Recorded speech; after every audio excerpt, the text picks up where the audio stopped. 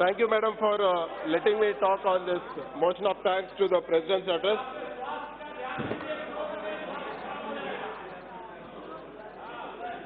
Madam, to start off, I would like to reiterate that our party is opposed to NRC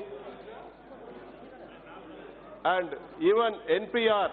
Our government has issued a GO where they have removed objections by the minority community, and that GO is going to be enforced in our state. So we request the government to reconsider the questionnaire in NPR also, so that there is no insecurity in the minority community. And we had supported CAA. It was perceived to be meant for only 3 countries, people from 3 countries, Afghanistan, Pakistan and Bangladesh.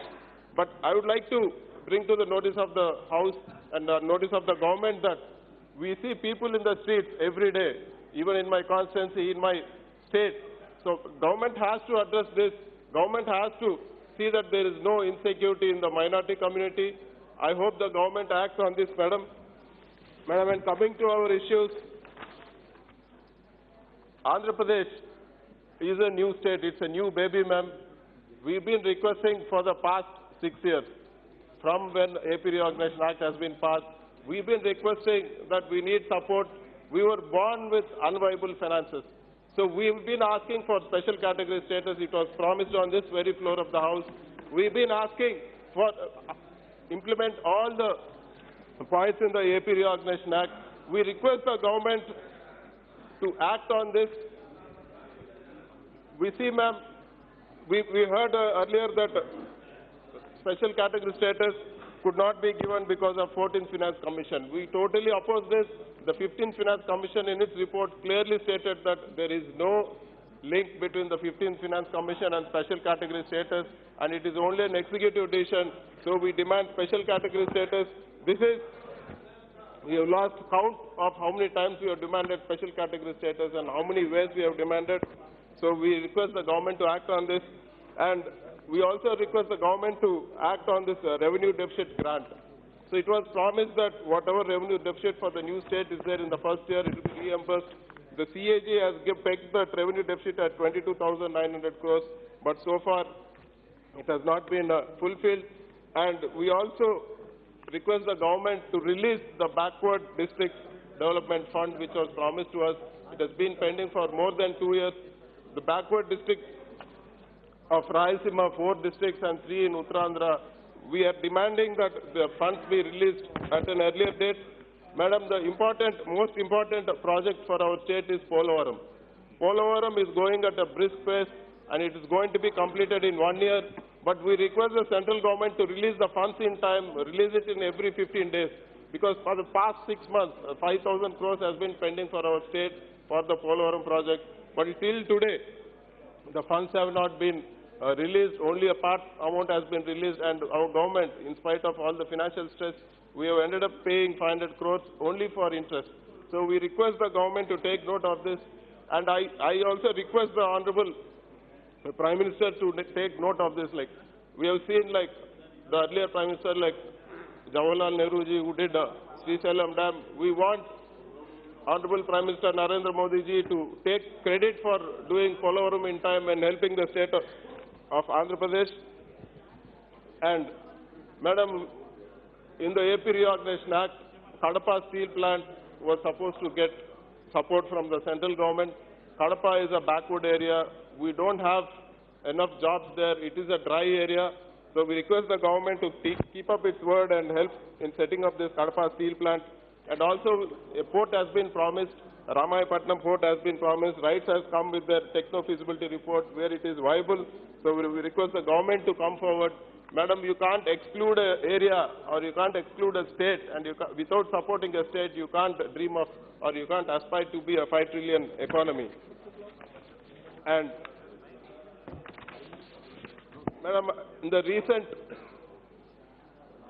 all-party meeting, my friends from Telugu Desam have raised 2 issues. One is regarding scrapping of projects and one is regarding the capital. So I would like to clear air about this, though it is a state issue, but since they have raised n number of times, they have been talking about this. So So I would like the House also to understand what is happening in Andhra Pradesh. Our government is under severe financial stress. The new government which has been formed under Y.S. Jagannath Reddy, we were inherited with 40,000 crores pending bills and plus 20,000 crores additional bills which are pending in spite of the huge financial stress. So our government decided that we don't want to scrap any project, but we only wanted to renegotiate and retender the projects. Madam, I would like to recall Honorable Prime Minister's words when he came to Andhra Pradesh. When he was in Andhra Pradesh, he commented on our former Chief Minister saying that they have turned Polavaram project into an ATM for corruption and there was corruption in the capital. This is proved by the fact that there was reverse tendering in the 5,000 crore project for Polavaram and 800 crore rupees was saved in one single project, madam. Just before election, just before 6 months, 70,000 crore worth of projects were tendered by the former CM. And all the tenders were given at 5% excess rates. That clearly shows that it is a cartel. And now, after retendering, we are saving close to 10 to 15% in each and every tender, madam. There's one example I would like to give in Veligonda. There's a tunnel work which happened. The same contractor who had got a work at 5% excess, and the same contractor has bid after a month. When we retendered, he has bid for 15% less. So where is this money going, madam? Where did this money go? And why has it not been done before is our question. And even to talk about affordable housing in TIDCO, where the central government sponsors one portion and state government does one portion, and the third portion is borne by the beneficiaries. So it was tendered at 2,200. Our state government for 7 lakh units, they have retendered it, and now today we are saving 400 rupees per SFT. That means each household, all the 7 lakh households are getting a saving of 1 lakh per household. That is substantial for the poor people, madam. This is what our CM is trying to do. He is taking everything in a transparent way, and he, in fact, is the first state in India to put a judicial commission to vet all tenders. Each and every tender is transparent, and any tender above 1 crore has been will go for a reverse auction where there is substantial savings for the government. Madam, I would like to also bring to the notice of the House that in our capital area, there were tenders for temporary buildings.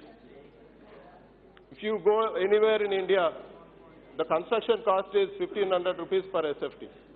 But if you see in our capital, Amaravati, temporary buildings with land free and sand free were given at 11,000 rupees per SFT. So, madam, we have to question such scams. We have to question such things because it is public money, and we are here to protect. We are here to protect the interest of the public. And I'm coming to a point, wait. And